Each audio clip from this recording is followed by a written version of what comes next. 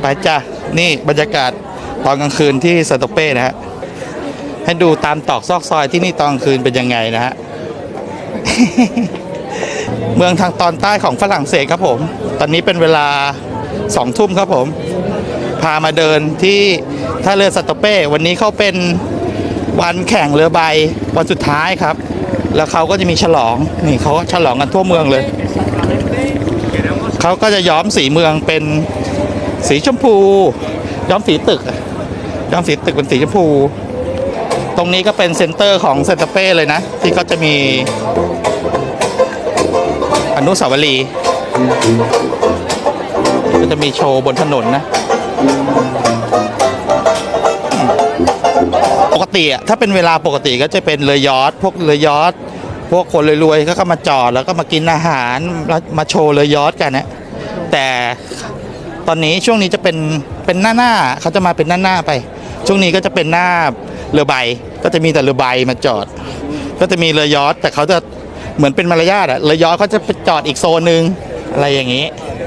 ฉายบอลซะเลยจริงวะใกล้แล้ว ใกล้นอนแล้ว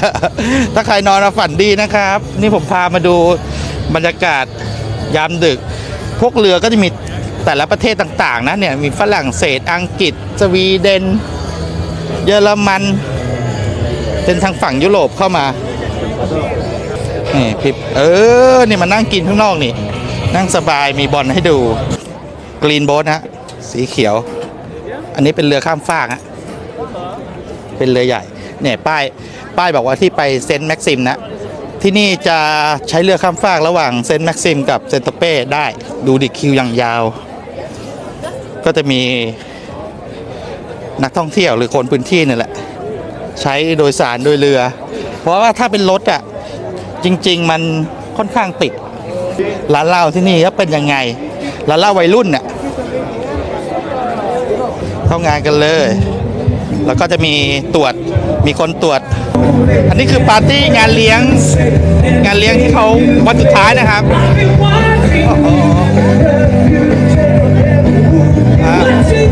ตรงด้านซ้ายก็จะเป็นบาร์ไม่รู้ว่าเราจะเดินไปได้แค่ไหนนะอายุเรดี้แล้วไม่รู้ใครมาเล่น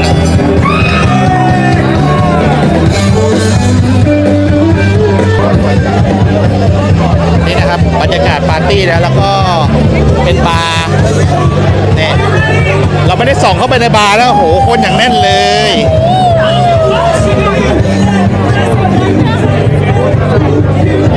เดี๋ยวเรา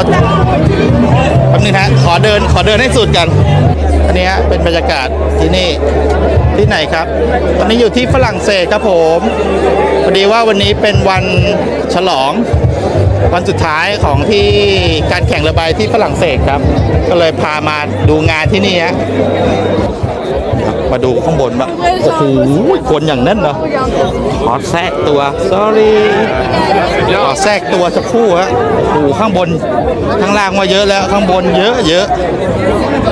นี่ฮะโอ้โหแน่นเลยเดี๋ยวจะพาดูเรือยอชต์เนี่ยตรงนู้นมันเป็น ตรงนู้นมันเป็นเรือใบใช่ไหมอันนี้พวกเรือยอชต์ก็จะมาฝั่งจอดอยู่ฝั่งนี้นี่เรือยอชต์ด่ากูวะเนี่ยเฮ้ยผมแค่มาถ่ายเฉยนะใจเย็นนะอันนี้เนี่ยเป็นโซนเรือยอชต์มันเขาจะแบ่งกันแต่ถ้าไม่ใช่งานแข่งเรือใบนะเรือยอชต์ก็จะจอดตรงข้ามกับพวกร้านอาหารเลยเขาจะโชว์บางลำก็จะแบบจะเปิดเพลงเปิดไฟโชว์อะไรอย่างนี้วันนี้ก็จะเงียบๆนี่งานแข่งเรือใบที่พามาดูนะครับแต่กล้องเราไม่ได้ขนาดนี้นะเพราะเอาจริงๆเรามองเรือใบอยู่แค่ประมาณแบบเล็กมากอ่ะนี่ฮะที่ซานโตเป้เนี่ยตอนวันคนก็จะเยอะแบบนี้เลยเนี่ยเยอะมากๆนี่เลยอ่ะตอนวันตรงนี้ก็จะเป็นโซนแบบโซนผู้ใหญ่กินเลยอ่ะดูร้านที่นี่สวยดีแต่งแบบอลังการมาก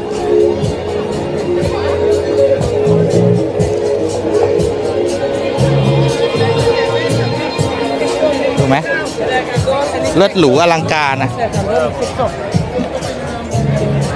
เนี่ยดูการแต่งกายวัยรุ่นที่นี่เห็นว่าตรงนี้เขาจะให้เกียรติกันเหมือนแบบพอมานั่งดินเนอร์แต่งตัวแบบสวยๆหล่อๆรวยๆนะร้านหรูนี่ร้านคาเฟ่เดอะปารีส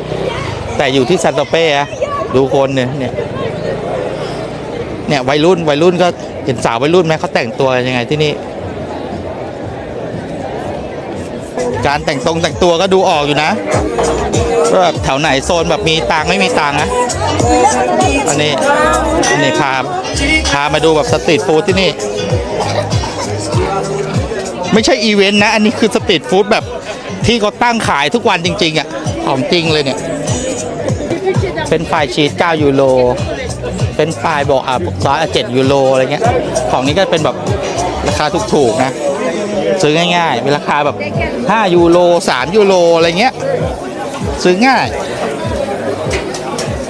ด้านซ้ายก็จะเป็นพวกร้านอาหารด้านขวามีอะไรมีเฟรนช์ทาโก้นี่เบอร์เกอร์มีร้านเบอร์เกอร์ราคาก็อยู่ประมาณ10อะไรเงี้ยมีเบอร์เกอร์มีพิซซ่าอยู่16 ยูโรประมาณนี้ถ้าฝั่งนู้นฝั่งคนรวยก็คือสตาร์ทอัพนี่คือ20เลยนี่สาวๆวัยรุ่นนะสาวๆวัยรุ่นดูวัยรุ่นที่นี่แต่งตัวนะเห็นไหมแต่งตัวดูดีไหมคือที่นี่ผมใส่ขาสั้นมาผมไม่สามารถเข้าร้านเหล้าได้นะร้านเหล้าที่นี่เขาจะบังคับขายาวเท่านั้นเลยขาสั้นไม่ได้แล้วก็ถึงขายาวแต่รองเท้าดูเป็นรองเท้าแตะก็เข้าไม่ได้นะโหเหมือนมีแบบบุ๊กกิ้งมาเลยตอนคืนนี่แบบเจี๊ยวจ้าวเลยทางโซนนี้ก็ยังเยอะอยู่นะร้านอาหารกินกันทั้งวันทั้งคืนไงวะ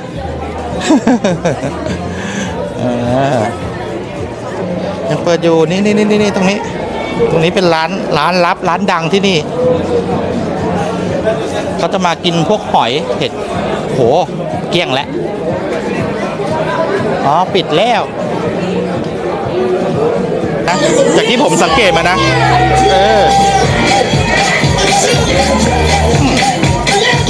ทำให้ร้านดูน่าเข้านะถ้าผมแบบแปลเป็นเพลงไทยนะช่วยเก็บผ้าเช็ดหน้า ผมเดาแบบช่วยเก็บผ้าเช็ดหน้าเพราะทุกคนควงหมดเลยดูเด้อมองไม่เห็นนักร้องเลยโอ้โหที่ไหนได้ต้องไม่ใช่คนน้อยๆนะคนเยอะคนเพียบเลย